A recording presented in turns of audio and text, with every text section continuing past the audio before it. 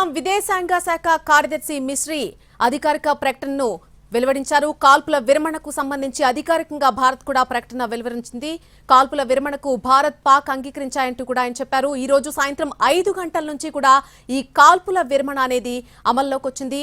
అలాగే ఎల్లుండి ఇరు దేశాల మధ్య మిలిటరీ జనరల్స్ మధ్య తదుపరి చర్చలు జరుగుతాయంటూ కూడా ఆయన ఒక ప్రకటన వెలువరించినట్టుగా మనం చూస్తున్నాం. ఇదే అంశానికి సంబంధించి పూర్తి వివరాల్లోకి వెళ్దాం. ప్రొఫెసర్ నాగేశ్వరరావు గారు లైవ్ లో జాయిన్ అవుతున్నారు.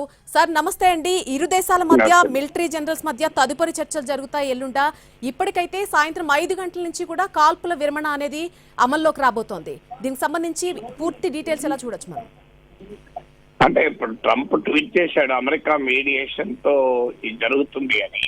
అంటే గతంలో కూడా మనకు ఇండియా పాక్ ల టెన్షన్స్ ఒక దశ దాటినప్పుడల్లా ప్రత్యక్షంగానో పరోక్షంగానో అమెరికా ఇన్వాల్వ్ అయిన మాట నిజం.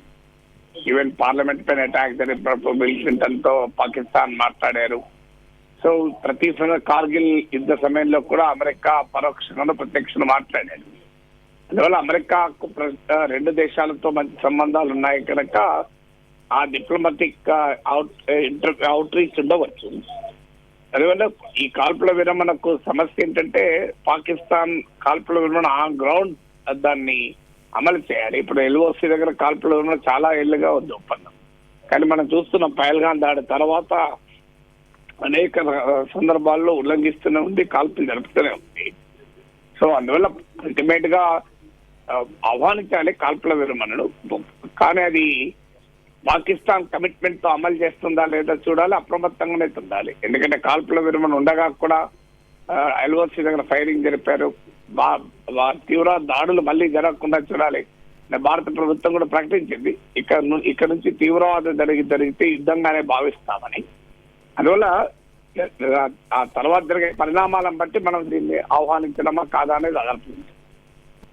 సార్ ప్రస్తుతానికైతే ఇది టెంపరీ డెసిషన్ గానే తీసుకోవాల్సి ఉంటుందంటారా? అంటే ఎల్లుండి జరగబోయే చర్చలు కంప్లీట్ అయ్యేంత వరకు కూడా దీన్ని ఒక టెంపరీ డెసిషన్ గానే ఎప్పుడైనా కాల్పుల విరమణ అనేది ప్రాసెస్ అమ్మా. కాల్పుల విరమణ ఇది అంటే కాల్పుల విరమణ పేరులోనే ఉంది కదా, కాల్పులు విరమిస్తున్నారు, కాల్పులు దాని పేరులోనే ఉంది కనుక ఇది ఒక ఎవాల్వింగ్ సిచ్యువేషన్. ఇలా ఫైనాలిటీ ఉండదు.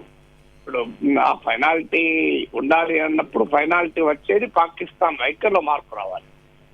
తీవ్రవాదాన్ని ఎగుమతి చేసే పాకిస్తాన్ వైఖరిలో మార్పు వస్తే అప్పుడు ఫైనాలిటీ.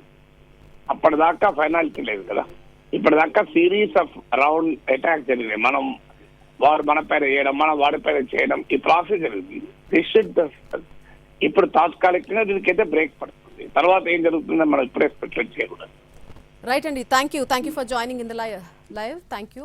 అమెరికా అధ్యక్షుడు ట్రంప్ చేసినటువంటి ఒక కీలక ప్రకటన మనం స్క్రీన్ మీద ప్రస్తుతం అయితే చూస్తున్నాం. భారత్ పాక్ కాల్పుల విరమణకు అంగీకరించాయని ఆయన చెప్పడం జరిగింది. రాత్రంతా కూడా ఇరు దేశాలతో చర్చలు జరిపామని ట్రంప్ ప్రకటించారు. ఇరు దేశాలు తక్షణమే కాల్పుల విరమణకు అంగీకరించినట్టుగా ఆయన ఒక ట్వీట్ అనేది ఎక్స్ లో పోస్ట్ చేయడం జరిగింది. కామన్ సెన్స్, గ్రేట్ ఇంటెలిజెన్స్ ఉపయోగించిన రెండు దేశాలకు కూడా అభినందనలు తెలిపారు ట్రంప్. తక్షణమే కాల్పుల విరమణకు అంగీకరించామని అటు పాకిస్తాన్ విదేశాంగ మంత్రి ఇషాక్ దార్ కూడా ప్రకటన చేశారు.